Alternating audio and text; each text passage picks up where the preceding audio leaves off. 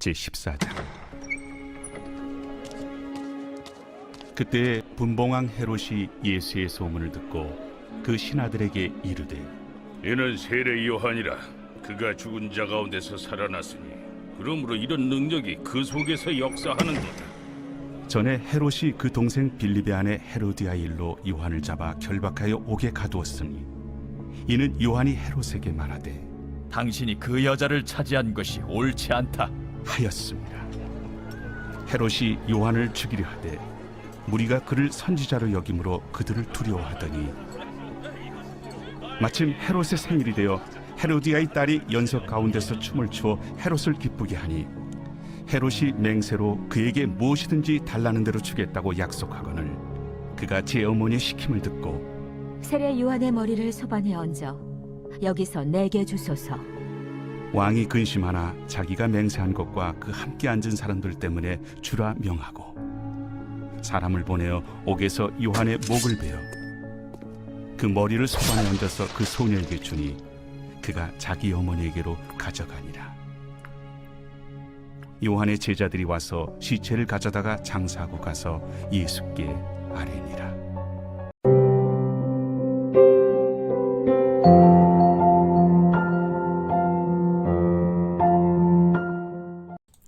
여러분 반갑습니다. 오늘도 큐트로연은 기막힌 하루입니다. 본 말씀 마태복음 14장 1절부터 12절의 말씀입니다.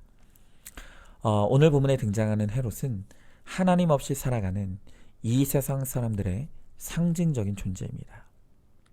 그와 권력과 부와 명예를 거머쥐고 남부러울 것이 없는 삶을 사는 것 같지만 그의 모습 속에는 해결되지 않는 불안이 존재한다는 것을 우리는 볼 수가 있습니다. 하나님 없는 이 세상 사람들이 가질 수밖에 없는 그 불안은 어떤 것입니까? 먼저 첫 번째로 하나님이 없기에 불안에 떱니다.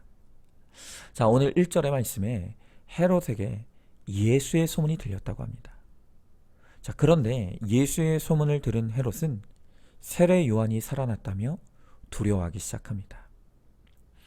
오늘 우리가 본문을 통해서 알 수 있듯이 헤롯이 자신의 동생의 아내를 취한 것을 세례 요한이 비판했습니다. 그리고 그 일로 이 헤롯은 세례 요한을 옥에 가두고 결국 죽이고 말았습니다. 여러분, 이처럼 세상 사람들은 자신의 잘못을 인정하지도 않고 회개하지도 않습니다. 그러나 그럴수록 죄는 쌓여가고 또한 그럴수록 사람들은 죄책감에 시달리게 됩니다. 여러분, 죄책감과 회개는 완전히 다른 것입니다. 회개란 내 죄를 인정하고 죄의 자리에서 일어나 돌이키는 것이지만, 죄책감은 죄를 합리화하기에 더 죄를 짓고 두려움이 더해가는 것입니다. 죽음에 이르는 두려움에 질 수 없어서 먼저 죽어버리는 것이죠. 이 가룟 유다가 죄책감 때문에 자살한 것도 바로 그 이유 때문인 것입니다. 여러분, 제가 목사로서 많은 사람들을 대하면서 믿지 않는 사람들은 물론이고 믿는 사람들조차 이 지옥에 대한 극심한 두려움이 있다는 것을 알게 되었습니다. 저는 사람들에게 전도를 할 때 종종 천국 가고 싶으시냐 아니면 지옥 가고 싶으시냐 묻곤 합니다. 그런데 놀라운 것은 천국과 지옥이 없다고 말하는 사람을 저는 거의 보지를 못했습니다. 사람들이 믿음이 없어도 막연하게나마 천국과 지옥이 있으리라고 생각을 합니다. 그런데 또한 대부분의 사람들이요, 자신은 죽으면 지옥에 갈 것이라고 생각을 합니다. 특히 그래도 아직 순수한 어린 아이들에게 너는 죽으면 천국 갈 것 같으니 지옥 갈 것 같으니 라고 물으면 거의 100% 자신은 지옥에 갈 것 같다고 대답을 합니다. 자, 그러니까 믿지 않는 사람들조차도 자신이 죄를 짓고 살아간다는 것을 안다는 것입니다. 그런데 문제는 이 죄를 해결할 방법이 없는 것이죠.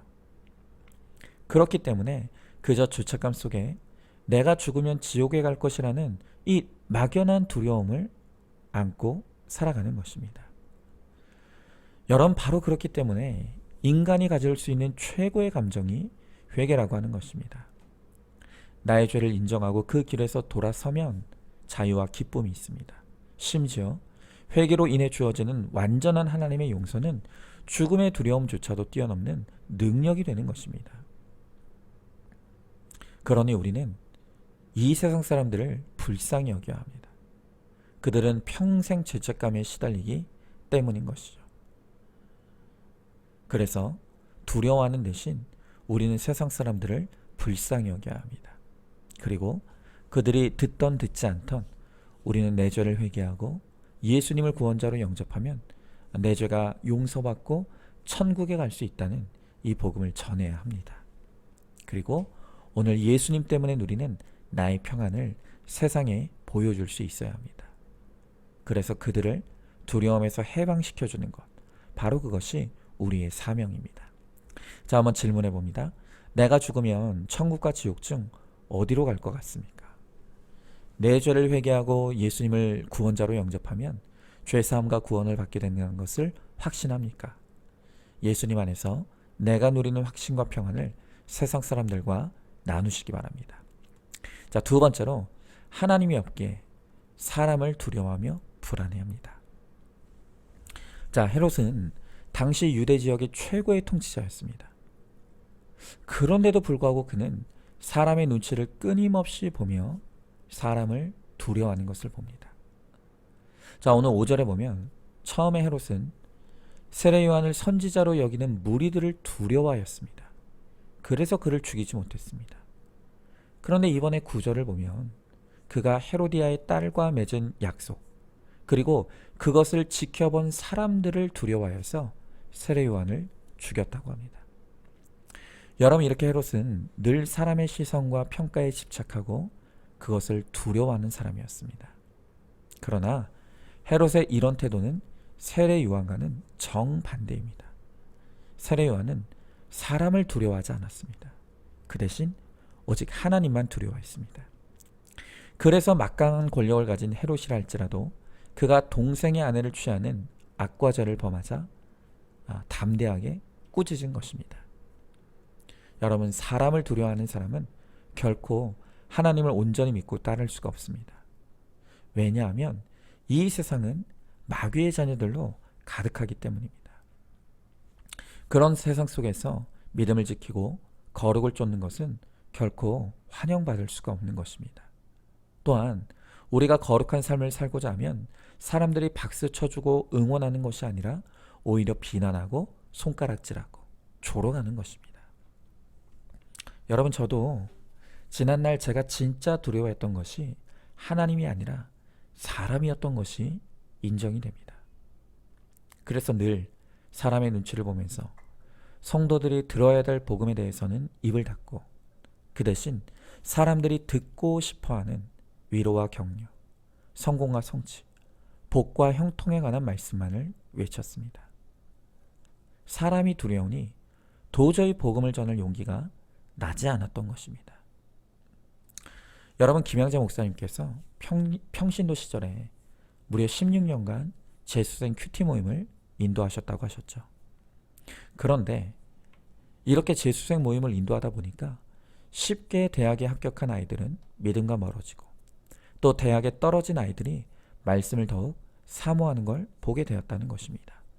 그래서 그때부터 확신을 가지고 붙으면 회개하고 떨어지면 감사하라, 즉 붙회떨감을 외치기 시작했다는 것이죠. 그런데 이렇게 붙회떨감을 외치자 학부모들이 들고 일어나서는 목사님 왜 우리에 떨어진다는 이야기를 하십니까? 하면서 기분 나빠하고 그 모임의 아이들을 보내지 않더라는 것입니다. 여러분, 영의 세계에는 회색지대가 없습니다. 하나님을 두려워하여 거룩을 쫓든지 세상을 두려워하여 행복을 쫓든지 둘 중에 하나입니다. 진정으로 하나님을 두려워하는 자는 결코 세상을 쫓을 수가 없습니다. 그러나 반대로 세상을 두려워하는 사람은 절대로 하나님을 쫓을 수가 없습니다. 자, 여러분이 진짜 두려워하는 대상이 누구라고 생각하십니까? 그저 세상과 사람을 두려워하기에 여전히 복음은 입 밖으로도 꺼내지 못하고 오히려 세상 사람들의 일시적이고 거짓된 형통만 부러워하고 있지 않습니까? 여러분, 그러나 이러한 삶의 결론은 멸망과 지옥입니다. 오직 우리가 두려워할 것은 하나님 한 분밖에 없습니다. 그래서 주님을 쫓아 나의 십자가를 지고 거룩의 길을 잘 가야 합니다. 비록 죄악된 세상에서 거룩을 쫓는 삶이 힘들고 고단하지만, 그러나 바로 이 길 끝에 영원한 생명과 천국의 소망이 있다는 것을 우리는 반드시 알아야 합니다. 자, 한번 질문해 봅니다. 내가 정말 두려워하는 것은 사람의 평가입니까? 하나님의 평가입니까? 사람이 두려워 죄인 줄 알면서도 적당히 타협하고 있는 것은 무엇입니까? 조롱하는 소리와 세상 유혹 속에도 주의 순결한 신부로 살아가기를 결단하시기 바랍니다. 자, 세 번째로 하나님이 없기에 죽음을 불안해합니다. 여러분, 결국 10절의 말씀에 세례 요한은 헤롯에 의해 목배임을 당하고 순교하게 됩니다. 그러나 세례 요한은 마지막까지 헤롯에게 굴복되지 아니하고 담담하게 순교자의 운명을 잘 받아들입니다. 여러분, 중요한 것은 이 요한의 죽음이 비참해도 그 죽음이 예수님께 구해졌다는 것입니다. 여러분, 우리가 언제 어떤 모습으로 죽어도 그것이 중요한 것이 아닙니다. 중요한 것은 우리의 죽음이 예수님께 구해지는 것입니다. 그리고 예수 그리스도를 믿음으로 구원받은 죽음이라면 그것은 가장 축복인 것이고 많은 이들에게 천국을 증거하고 갈 수 있게 됩니다. 여러분, 이렇게 하나님의 사람들은 죽음이 끝이 아니라 영생의 시작임을 알기에 죽음을 두려워하지 않습니다.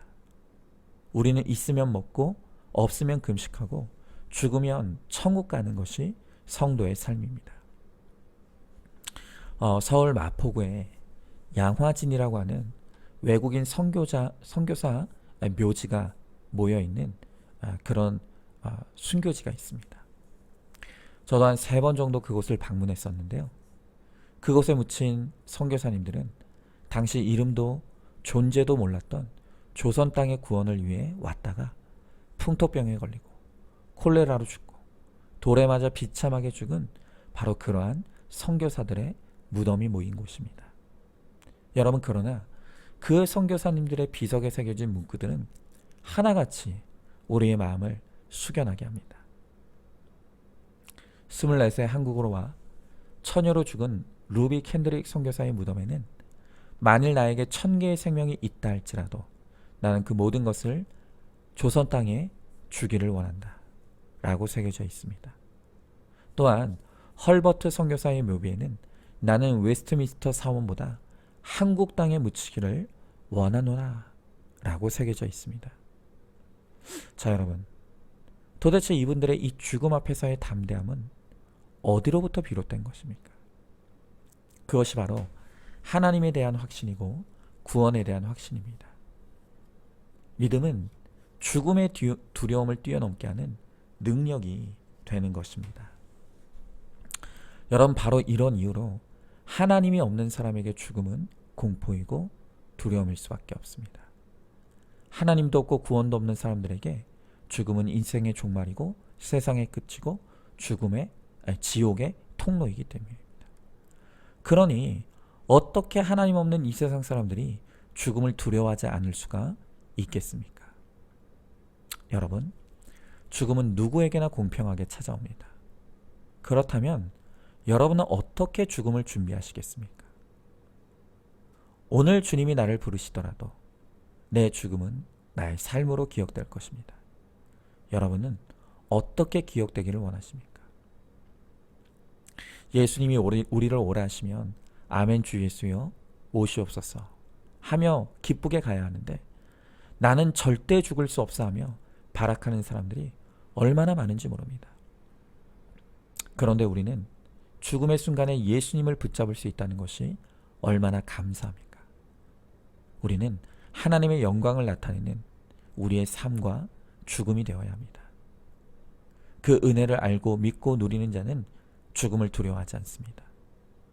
죽음은 끝이 아니라 부활의 영광이요 시작이기 때문입니다.